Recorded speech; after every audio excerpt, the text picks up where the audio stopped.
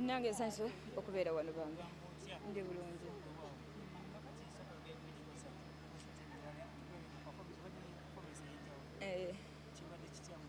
Thank you so I enjoyed it. I love the fact that nfunye ne chance yogerako ku bawagizi bange abali eyo besobola kutuukirira, you know, because performance zakyuka kati twali tumanyidde oyimbira abantu naye katuyimbira ku TV. Well, I enjoyed it personally, so that's all I can say.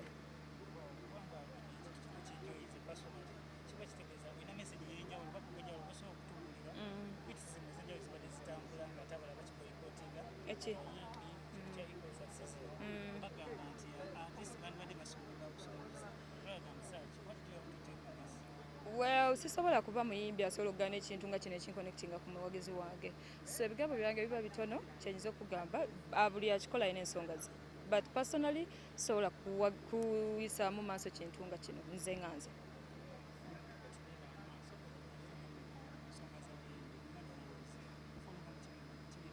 Nze sigenda kyogerako ekyo. Ebintu nga bwe mbiraba, I think abayimbi kye tulina okukola kusooka ne twetunuulira mu mitima gyaffe ngaffe abantu nesooka twejjako ekintu ky'obuyimbi, kubanga weebuuze tuli mu kweswaliza mu bantu okitegeera ng'abayimbi bawagizi badde batulaba tu pretending nga olaba nga okola kolabo ne Kamyo balooza oli wa mukwano naye kati bagenda olaba Kamyo nakweyawuddeko. You know, I think it's a personal problem nti tulina kwetunuulira ffe nga ffe empisa zaffe oyagaliza munno bwe tutakikola ekyo bintu ebigenda kukwatagana tetulina nawe tulaga ebyaddala twejjeko kino nti ndinze, you know, fenna buli amakinga Kamyo yamakinze Nina Rose. There's no difference, we're all Ugandans, you know, so pressure tuteekamu eyo ego nti tubeera ne tukana okweyawula sigiraba. With all due respect, I think ebigambo bino abandi byogedde bandibadde ng'abayimbi abakulu nga bassebata, but because industry ebadde nfu for long till naffe Katonda bawadde chance nti tuli ba Nina Rose who we are, tusobola ogitereeza because tetulina we tulaga, you know.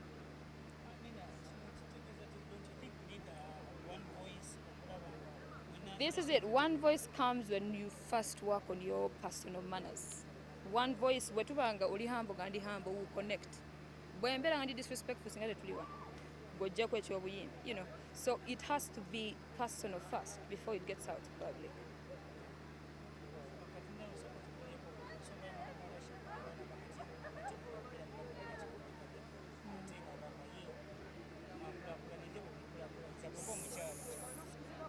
Sitera nnyo kwagala kwogera ku bayimbi, but I think she has a reason to be proud of who she is. Yeah, media temuteekawo stigma nti mwagala nnyo tunuulira who personally the person is more enjoying the music way. That's it.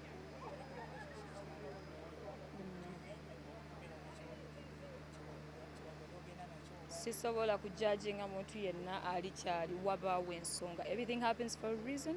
This is something I've learned through experience, and if you don't accept it, ojja kubeera nga obuzaabuzi bwange oyagala judginga, oyagala kulaba Shiba omujudginga, olabe Nina Rose omujudginge. No. Fenna tuyise mu process okuba kye tuli, so you can't change that in one day. I'm a hustler. I believe in myself, and God provides. That's all I can say. I don't need no man to live. I need me.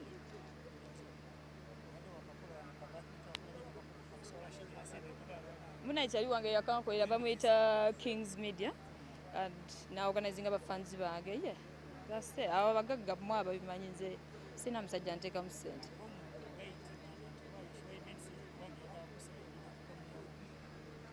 Bw'okola n'omuntu ne mwawukana tekitegeeza bagamba gy'ova otoyombye gy'otera okudda. Yeah. So because twakolako ffenna tekitegeeza nti ate bw'abeera nange tugenda kuddamu tukole. No, I have a record label I work with, I have a team, so yeah.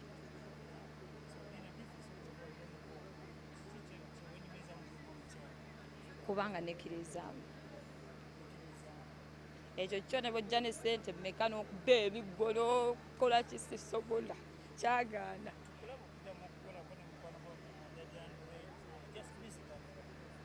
Well, ekyo kyonna kyembadde nkugamba ekintu ekiri mu industry nti if at all we all can't, both of us can't look at our own personal manners, kiyinza obutaddamu, because ego ekuleetera omuyimbi okuyisaamu n'omuntu akwata kamera kyo nga weerabidde nti kamera eno yekumakinga okubeera omuyimbi.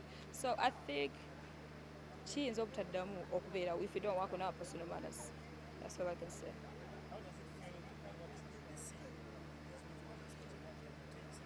Well, it feels good. Everyone is good at what they do. It's because time eba tennatuuka ate ne situation gy'obeeramu. Waawo producer omupya gwe nakoze naye bamuyita Meshpan is a ghetto youth. Yakoze kolabo yange gye nawadde waliwo ghetto youth musawo bamuyita Oxygenus gwe nawadde kolabo. Naye mugenda mulaba si nessiimu yekka. You know, I work with everyone. Sigamba nti oli of course mbadde nkola naye because we're in a relationship, but I've always worked with everyone and I believe in everyone, mostly the new talent. Yeah. Well, thank you so much for loving our music. Thank you for streaming, subscribing. Please, I know the situation is really hard. We're not only talking about COVID, while we're to be in Banyiga, depression, abachala, and you feel like you can't talk to anyone. While you're drug addiction, while you're stress, please hold on to and don't give up because shijja kugwa. Thank you so much. What?